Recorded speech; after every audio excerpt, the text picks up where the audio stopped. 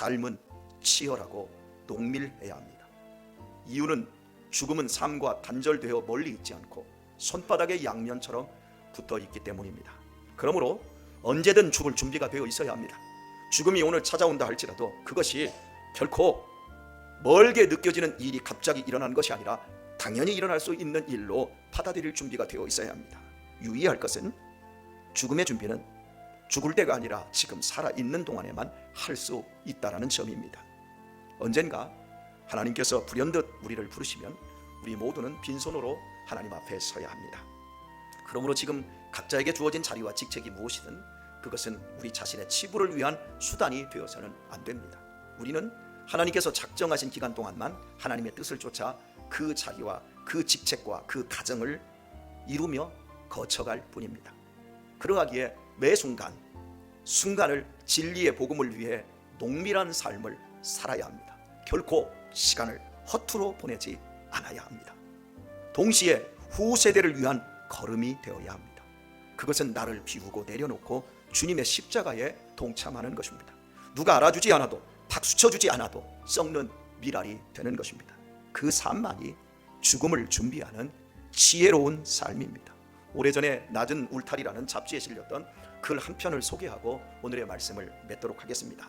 가랑비가 추적추적 내리던 어버이날, 고급 아파트에서 70대 할머니가 투신하여 목숨을 끊었습니다.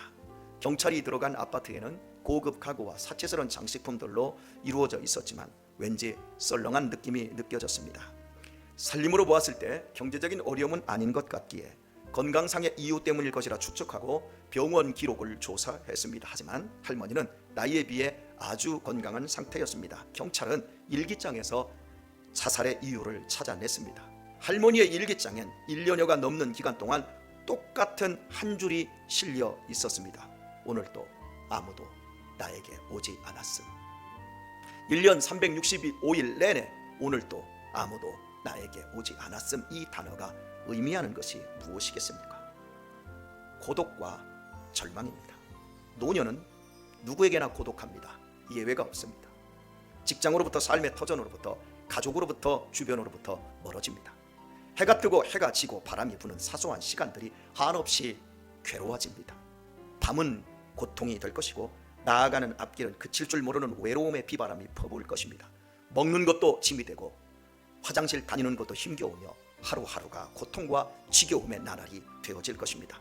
누구도 예외가 없습니다. 저도 마찬가지입니다. 그렇게 되기 전에 조금이라도 힘 있을 때 주변에 좋은 걸음이 되어야 합니다. 나보다 더 연약한 사람들을 위해 내 힘과 내 시간과 내 물질을 흘려 보내주어야 합니다. 그리한다면 아무도 찾아오지 않는 외롭고 고독한 노년, 그러나 주님은 매일 매 시간 나에게 영으로 찾아와 위로와 소망을 주실 것입니다. 오늘의 말씀을 맺겠습니다. 주 안에서 사랑하는 교우 여러분, 명심하십시오.